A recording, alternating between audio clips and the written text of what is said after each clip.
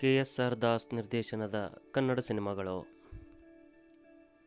ಅವರ ಮೊದಲನೇ ಚಿತ್ರ ಕಳ್ಳ ಕುಳ್ಳ. ಈ ಚಿತ್ರ ಸೂಪರ್ ಹಿಟ್ ಆಗಿತ್ತು. ಎರಡನೇ ಚಿತ್ರ ಬಂಗಾರದ ಗುಡಿ. ಇದು ಎವರೇಜ್ ಆಗಿತ್ತು.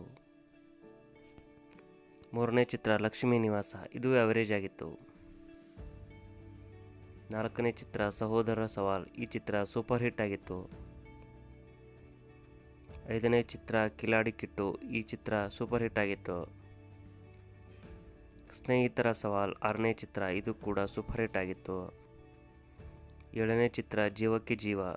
ಈ ಚಿತ್ರ ಎವರೇಜ್ ಆಗಿತ್ತು. ಎಂಟನೇ ಚಿತ್ರ ಕಾರ್ಮಿಕ ಕಳ್ಳನಲ್ಲ. ಈ ಚಿತ್ರ ಸೂಪರ್ ಹಿಟ್ ಆಗಿತ್ತು.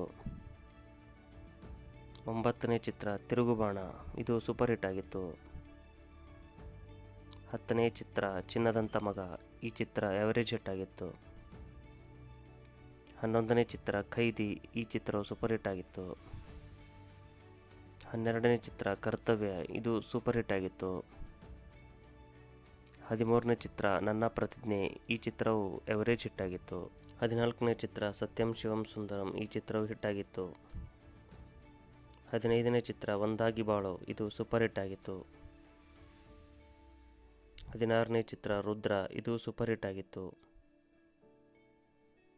17ನೇ ಚಿತ್ರ ಶಿವನಾಗ. ಈ ಚಿತ್ರವು ಸೂಪರ್ ಹಿಟ್ ಆಗಿತ್ತು. 18ನೇ ಚಿತ್ರ ನನ್ನ ಶತ್ರು. ಈ ಚಿತ್ರವು ಸೂಪರ್ ಹಿಟ್ ಆಗಿತ್ತು.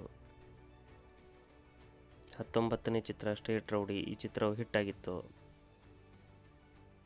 20ನೇ ಚಿತ್ರ ಬಿಲ್ಲಾ ರಂಗ. ಈ ಚಿತ್ರವು ಹಿಟ್ ಆಗಿತ್ತು.